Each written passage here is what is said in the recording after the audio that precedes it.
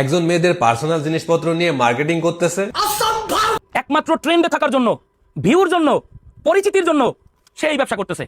আচ্ছা জুয়েল ভাই, এত এত ব্যবসা থাকতে আপনার এই ধরনের ব্যবসা কেন করতে হবে? আর কত নিচে নামবি, তোর আর কি কি ব্যবসা করার বাকি আছে? আবেগে কাজ করি।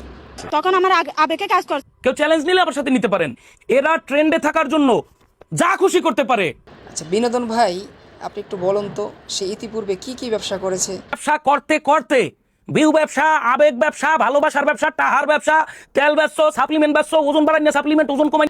মানবতার ফেরিওয়ালা জুয়েল ভাইয়ের থেকে আমরা অন্তত এই ধরনের কার্যকলাপ আশা করি না।